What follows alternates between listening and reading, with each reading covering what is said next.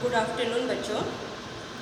आशा करती हूँ आप सभी बहुत अच्छे होंगे, स्वस्थ होंगे और YouTube चैनल के माध्यम से, वीडियो के माध्यम से जो आपको पढ़ाया जा रहा है, अपेक्षा करती हूँ आप पढ़ रहे होंगे, जानकारियाँ एकत्र कर रहे होंगे, नोट्स बना रहे होंगे। इसी आशा और अपेक्षा के साथ मैं आज विकास या डेवलपमेंट चैप्टर के अंतर्गत सार्वजनिक वितरण प्रणाली एवं राशनिंग के विषय में पढ़ाऊँगी। हमने बताया था कि विकास का अर्थ क्या होता है। कुछ देश समृद्धशाली होते हैं, कुछ विकासशील होते हैं, अर्थात कुछ कम समृद्धशाली होते हैं। तो उनका मापदंड क्या होता है? जैसे मैंने कहा था नेशनल इनकम है, ठीक ना, और फिर इसके अलावा पर कैपिटा इनकम है, प्रति व्यक्ति आय है। ये सब जो है वो आपका ये सब चीज़ें जो है मायने रखती हैं कि उस देश की अर्थव्यवस्था किस प्रकार की है। यदि प्रति व्यक्ति आय और राष्ट्रीय आय अधिक है तो यानी कि जो सुविधाएं हैं वो हर एक व्यक्ति को मिल रही है। साक्षरता कैसी है, ठीक ना, लिटरेसी रेट क्या है, लोगों के जीवन का रहन सहन का जो स्तर है वो कैसा है, उपभोग का स्तर कैसा है।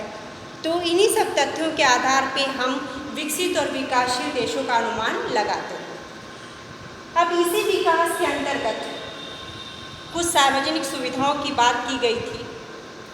सार्वजनिक सुविधाओं का मतलब है कि हमारे देश में या हमारे समाज में कौन कौन सी जो सुविधाएं हैं, जैसे सड़क की सुविधा, चिकित्सा की सुविधा, शिक्षा, प्राथमिक शिक्षा की सुविधा, ठीक ना, और इलेक्ट्रिसिटी की सुविधा, जो हमारी मतलब अनिवार्य सुविधाएं हैं, जो अनिवार्य आवश्यकताएं हैं, उसको कितना गवर्नमेंट जो है वो पूरा कर रही है। और इसके अलावा प्रदूषण मुक्त वातावरण होना चाहिए, स्वच्छता का ध्यान रखना चाहिए, ये सब अनिवार्य सुविधाओं के अंतर्गत आता है। अब इन्हीं सुविधाओं के अंतर्गत एक है सार्वजनिक वितरण प्रणाली या और राशनिंग, ठीक ना। इसमें इसको पब्लिक डिस्ट्रीब्यूटर सिस्टम भी कहते हैं, पब्लिक डिस्ट्रीब्यूशन सिस्टम, सार्वजनिक वितरण प्रणाली। तो इसमें सबसे पहले देखिए इसलिए इसकी शुरुआत की गई कि ताकि जो हमारे देश के साधारण वर्ग के लोग हैं या गरीब वर्ग के लोग हैं उनको उचित मूल्य पे, कम मूल्य पे राशन मिल सके, ठीक ना। और इसके अलावा खाद्य की सुरक्षा हो सके, खाद्यान्न की, गेहूँ, चावल, ये सब चीज़ें हैं जिससे कि ये है कि इसकी सुविधा उपलब्ध हो सके और वस्तुओं की आपूर्ति जो हो वो सही तरीके से हो। इसी के लिए राशनिंग की व्यवस्था की गई है सरकार के द्वारा।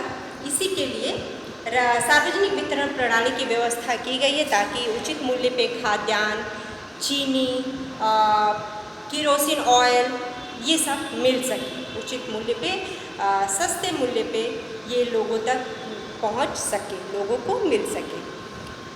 तो इसकी ये प्रणाली जो है झारखंड में लागू नहीं होता, लगभग हमारे उत्तर प्रदेश में भी है, बिहार में भी है, तमिलनाडु में भी है, कई राज्यों में है ये इस प्रणाली की व्यवस्था है, लेकिन झारखंड में ये प्रणाली अभी भी नहीं लागू की गई है।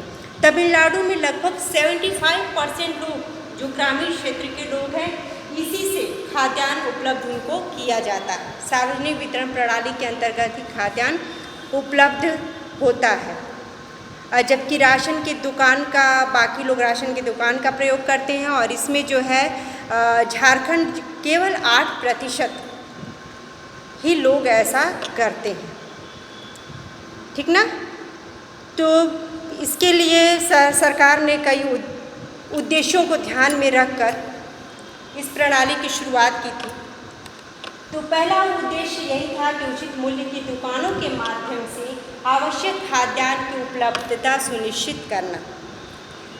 इसलिए बनाया गया ताकि जो हमारे देश के साधारण व्यक्ति हैं या गरीब वर्ग के लोग हैं उनको महंगाई की मार से बचाया जा सके और उचित मूल्य पर इन दुकानों से वो खाद्यान्न उनको प्राप्त हो सके, जैसे चावल, गेहूँ, चना, चीनी, केरोसिन ऑयल, ये सब आवश्यक वस्तुएं लोगों को उपलब्ध हो सके। इसके लिए इस प्रणाली की शुरुआत की गई थी।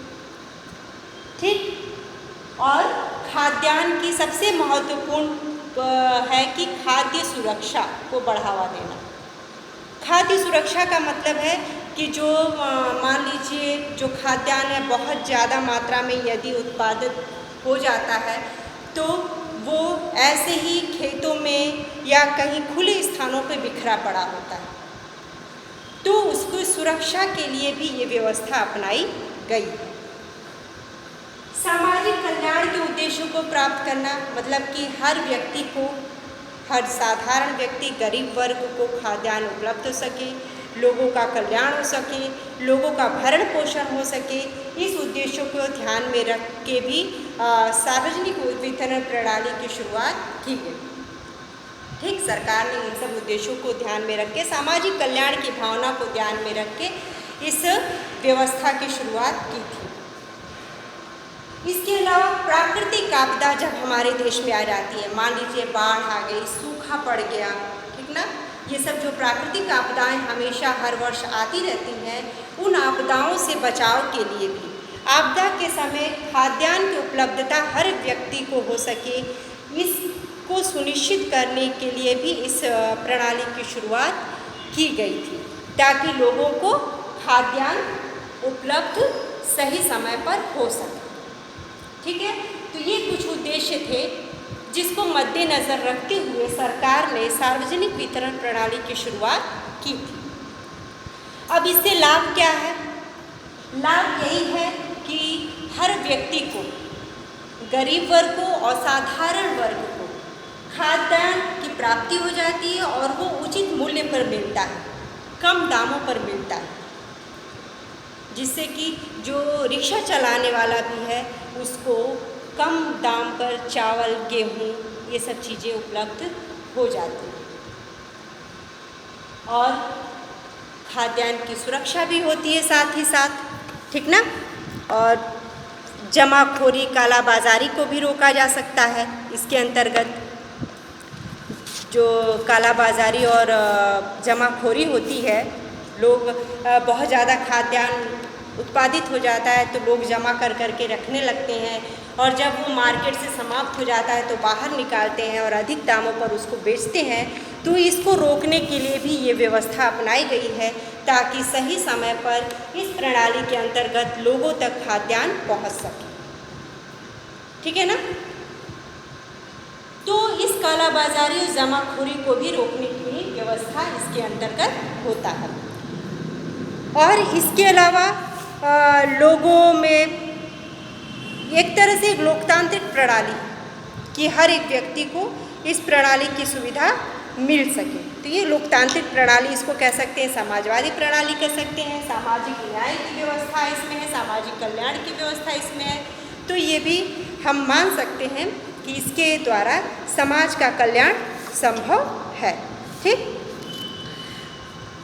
लेकिन बच्चों इसमें कुछ कमियां भी हैं, क्योंकि देखिए हर एक चीज़ में जो भी सरकार के द्वारा जो भी सुविधाएं उपलब्ध कराई जाती हैं उसमें सरकार के द्वारा सुविधाओं में लाभ भी होता है और दोष भी होता है, कमियां भी होती हैं। मेरिट्स डिमेरिट्स हर एक चीज़ में दिखाई देता है, ठीक ना। तो इसमें कुछ कमियां भी हैं।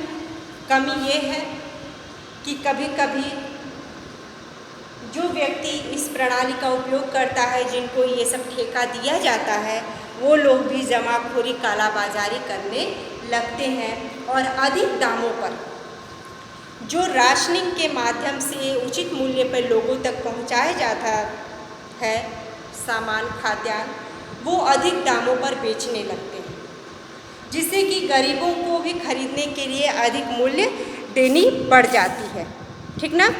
और सामान्य से अधिक मूल्य उनको भी देना पड़ जाता है, जिससे कि बहुत उनको अनार्थिक रूप से आर्थिक रूप से कष्ट होता है। और इसमें लाल फीताशाही यानी कि सरकारी जो ऑफिसर हैं उनकी भूमिका बहुत होती है, सरकारी नौकरशाहों की। यही लोग इस प्रणाली को बहुत खराब बना देते हैं, ठीक ना, जर्जर बना देते हैं, क्योंकि गोदाम में अनाज पड़े रहते हैं, ठीक ना। वैसे ही गोडाउन में या फिर कोल्ड स्टोरेज में कुछ चीज़ें होती हैं वो पड़ी रहती हैं, गोदामों में अनाज पड़े रहते हैं, लेकिन जो ये ऑफिसर्स हैं वो सही समय पर डिस्ट्रीब्यूटर्स तक नहीं पहुंचाते, उनको नहीं देते। और जब ये मार्केट से ये सामान समाप्त होने लगता है तब उसको महंगे दामों पर निकाल कर बेचना शुरू की जाती है। तो देखिए, भ्रष्टाचार जो है वो हर जगह है। कुछ सुविधाएं सरकार देती है, सरकार के द्वारा तो सुविधाएं मिलती हैं, लेकिन जो नीचे के लोग हैं, ऑफिसर जो लोग हैं, वो लोग इसमें गड़बड़ी करते हैं, भ्रष्टाचार को बढ़ावा देते हैं, जो कि बहुत ही गलत चीज़ है। गोदामों में सामान सड़ने लगते हैं, निकाल के फेंक दिया जाता है, लेकिन सही समय पर उसको निकाल कर लोगों तक पहुंचाने का कष्ट नहीं किया जाता। तो इसके लिए आवश्यक है कि इस चीज़ पर लगाम लगाई जाए। और इसमें अकुशल प्रबंधन भी है, ठीक ना, सही तरीके से इसके अंतर्गत कार्य नहीं किया जाता है। इसके अलावा इसमें संचार प्रौद्योगिकी का अभाव है, हम सही समय पर लोगों तक सूचनाएं नहीं पहुंचा पाते कि राशन जो है वो वितरित किया जा रहा है, और कीमतों पर नियंत्रण नहीं रख पाते हैं, कभी कभी अधिक दामों पर उस खाद्यान्न को बेचा जाता है, राजकोषीय घाटा होने लगता है। कुछ चीज़ों पर सरकार को सब्सिडी देनी होती है, केरोसिन ऑयल वगैरह जैसे है, वहाँ पे सब्सिडी यानी सरकारी अनुदान और सरकारी सहायता प्राप्त होती है ये। तो इसे यदि सही समय पर उसको वितरित नहीं किया जाता तो सरकार को राजस्व की घाटा होता है, राजस्व हानि होता है, ठीक ना, सरकार की इनकम जो होती है वो कम हो जाती है। तो इन चीज़ों पर थोड़ा सा लगाम लगाने की आवश्यकता है। किस प्रकार से इस चीज़ को सही तरीके से लागू किया जाए, हर एक व्यक्ति को ईमानदारी से इसमें काम करने की आवश्यकता है, तभी हम किसी भी आपदा के समय लोगों तक खाद्यान्न सही सलामत पहुंचा सकते हैं। जैसे अभी आप देखे थे लॉकडाउन के समय भारत में जो या विश्व में ये स्थिति थी, तो भारत में जो लॉकडाउन की स्थिति आई थी उस समय सार्वजनिक वितरण प्रणाली की बहुत भूमिका थी। सस्ते दामों पर लोग, गरीब वर्ग के लोगों तक वो खाद्यान्न उपलब्ध करा रहे थे, ठीक ना। तो इन सब चीज़ों की वजह से ये हो जाता है कि लोगों तक हर एक वर्ग के व्यक्ति, जो गरीब वर्ग है, ख़ास तौर से जो गरीब व्यक्ति है उसको खाद्यान्न उपलब्ध हो सके, कोई भूखे पेट ना सो। यदि देश का एक भी व्यक्ति भूखे पेट सोता है तो ये हमारे लिए बहुत शर्म की बात है, क्योंकि हमारा देश कृषि प्रधान देश है बच्चों, और कृषि प्रधान देश होते हुए भी यदि देश का एक व्यक्ति भूखा सोता है तो हमारे लिए बहुत शर्म की बात है।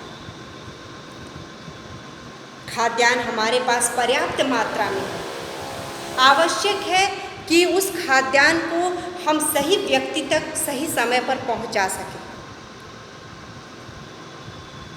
यही ज़्यादा जरूरी है।